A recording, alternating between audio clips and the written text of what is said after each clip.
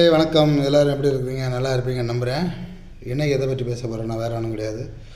நம்மளுடைய தமிழக வெற்றி கழகத்தை அழிக்கணும்னு நினச்ச எல்லாருக்குமே திருப்பி நம்ம அடிக்க போகிறோம்.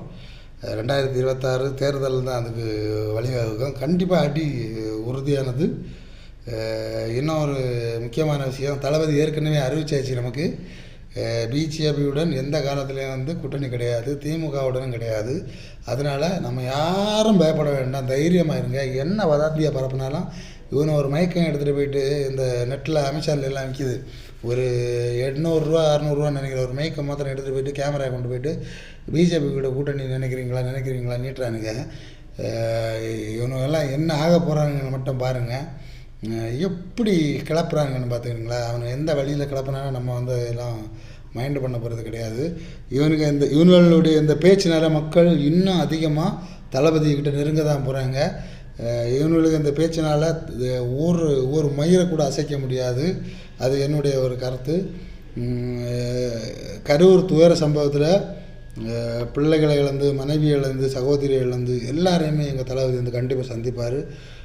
பாதிக்கப்பட்ட, அதாவது காயமடைந்த ஒரு 50 பேருக்கு மேலே இழந்தவங்க குடும்பத்தை எல்லாரையுமே எங்கள் தளபதி கண்டிப்பாக சந்திப்பார். சந்திச்சுட்டு எங்கே விட்டாரோ அங்கே இருந்து தான் ஆரம்பிப்பார்.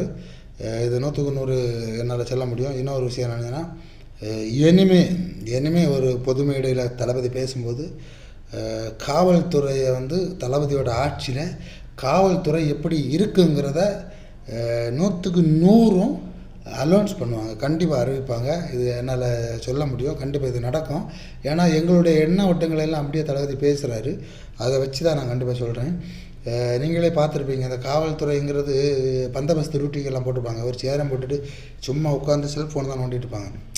நமக்கெல்லாம் ஆத்திரமாக வரும், டிராஃபிக் ஆகிருக்கும், வண்டி போகாது, அதெல்லாம் மைண்டே பண்ண மாட்டாங்க. சும்மா ஒரு செல்ஃபோனில் டிக்டாக்கு, யூடியூப்பு ஏதாவது ஒன்று பார்த்துட்டே தான் இருப்பாங்க. டிக்டாக் இப்போ தடை பண்ணப்பட்டிருக்கு இல்லையா. ஏதாவது ஒன்று பார்த்து, இல்லை ஒரு கேம் விளையாட்டு, ஏதாவது ஒன்று செல்ஃபோன் யூஸ் பண்ணிட்டு தான் இருப்பாங்க. கடமையெல்லாம் ஒழுங்காக ஆட்ட மாட்டாங்க. அதை நம்ம பார்த்துட்டு தன்னிச்சையாக ஒரு வீடியோ எடுத்து அப்லோட் பண்ணலான்னு அப்படின்னு நினச்சி நம்ம போனால் கூட அதை பார்த்துக்கிட்டு எதுக்குடா வீடியோ எடுக்கிற, உடனே ஒரு கம்ப்ளைண்ட். எப்படி தெரியுமா? நம்மளை விசாரிக்கிறது, பிடிச்சி ஜீப் ஏற்றுறது. காவலரை கடமையாற்ற பணியில் இருந்தபோது அவரை பணியாற்ற விடையில் அவருக்கு பணி தடையாக இருந்தால் கடமையாற்ற விடையில்னு சொல்லிட்டு கம்ப்ளைண்ட் போட்டு நம்மளை எல்லாம் தூக்கி உள்ள முடியாது. இதுதான் காவல்துறை.